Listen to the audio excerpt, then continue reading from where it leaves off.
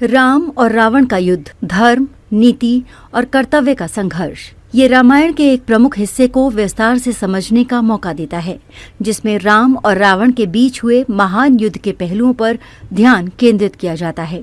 इस युद्ध में केवल शारीरिक संघर्ष नहीं था, बल्कि ये एक गहरा धर्म, नीति और कर्तव्य का संघर्ष था। दोनों पक्षों के युद्ध में न केवल शक्ति बल्कि उनके सिद्धांतों, आदर्शों और विश्वासों की भी परीक्षा हुई। राम और रावण के युद्ध को धर्म युद्ध के रूप में देखा जाता है, जो न केवल रामायण की सबसे बड़ी घटना है, बल्कि ये जीवन के मूल्यों, नैतिकता और आदर्शों का भी प्रतीक है। इस युद्ध ने ये सिद्ध किया कि धर्म की जीत होती है, चाहे परिस्थितियां कितनी भी विपरीत क्यों न हो।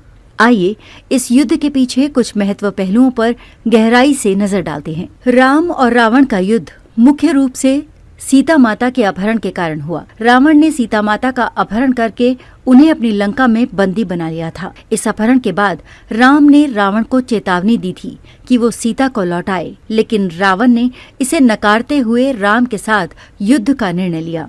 राम का युद्ध धर्म के लिए था, क्योंकि उन्होंने कभी भी किसी भी अन्याय को सहन नहीं किया और हमेशा सत्य की राह पर चलने का निर्णय लिया। वहीं रावण का युद्ध अहंकार और दंभ के कारण था। वो अपनी शक्ति और सामर्थ्य के मद में था और उसने सीता को अपनी संपत्ति समझ लिया था। राम का जीवन हमेशा कर्तव्य और धर्म से प्रेरित था।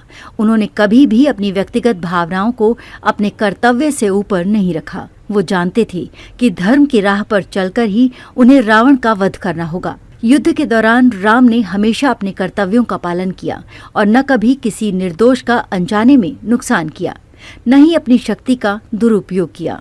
राम का विश्वास था कि यदि वो रावण को हराकर धर्म की स्थापना करेंगे तो पूरे ब्रह्मांड में शांति और न्याय का राज होगा। यही कारण था कि राम ने रावण से युद्ध करते समय कई अन्य शक्तिशाली युद्धों और मार्गों का अनुसरण किया। रावण का व्यक्तित्व और युद्ध के प्रति दृष्टिकोण पूरी तरह से अहंकारी था। वो एक महान विद्वान और शक्तिशाली राजा था, लेकिन उसके अहंकार ने उसे अपने धर्म और कर्तव्य से दूर कर दिया था। रावण ने सीता का अपहरण कर ये सोच लिया था कि वो अपने लक्ष्यों को पूरा करने के लिए किसी भी प्रकार के मार्ग को अपनाने का अधिकार रखता है। यही कारण था कि वो अपने आत्मसम्मान को बचाने के लिए राम के खिलाफ युद्ध करने पर उतारू हो गया। रावण का युद्ध धर्म के खिलाफ था, क्योंकि वो केवल अपनी इच्छाओं और दंभ के लिए सीता को राक्षसी तरीके से पकड़ कर लाया था। वो सत्य, नैतिकता और न्याय से दूर हो चुका था और यही उसकी हार का मुख्य कारण बना। राम और रावण दोनों ही युद्ध के महान रणनीतिकार थे। राम ने युद्ध में विभिन्न सहयोगियों की मदद ली, जैसे हनुमान, विभीषण, सुग्रीव और अंगद। इन सबकी सहायता से राम ने रावण के खिलाफ युद्ध की रणनीति बनाई। वहीं रावण भी एक कुशल योद्धा था और उसने अपने भाई कुंभकर्ण और पुत्र मेघनाद की मदद ली। राम के पास भगवान शिव का धनुष था, जो केवल उनके जैसे महान व्यक्ति को मिल सकता था। रावण के पास भी शक्तिशाली अस्त्र थे, लेकिन राम ने अपनी बुद्धिमत्ता और सही निर्णय क्षमता का उपयोग करते हुए रावण को हराया। राम का यह कदम धर्म के पक्ष में था, जबकि रावण का युद्ध केवल आत्मनिर्भरता और बल के लिए था।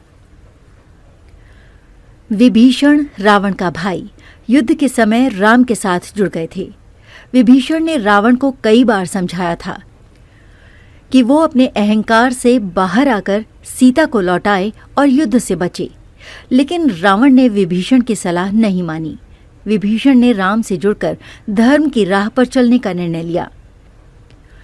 विभीषण का ये कदम युद्ध के अंतिम परिणाम में महत्वपूर्ण था, क्योंकि वो राम के लिए एक सामरिक और मानसिक सहयोगी बने। राम और रावण का युद्ध बहुत ही भयंकर था और कई दिनों तक चला।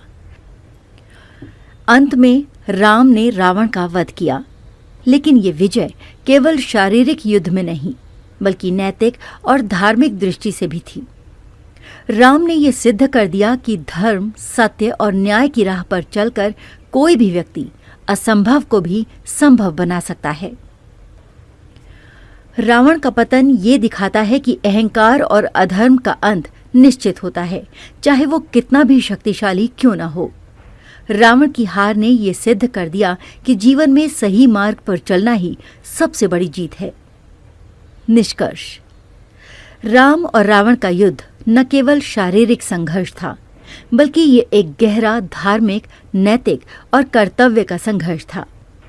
राम ने इस युद्ध के माध्यम से ये सिखाया कि जीवन में धर्म का पालन करना चाहिए और कभी भी अहंकार या गलत रास्ते पर नहीं चलना चाहिए।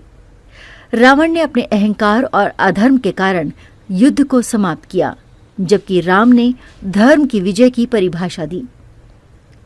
ये कथा जीवन में संघर्षों का सामना करने और सही मार्ग पर चलने की प्रेरणा देती है। धर्म की विजय, सत्य का पालन और कर्तव्य की भावना हर किसी के जीवन में महत्वपूर्ण होनी चाहिए।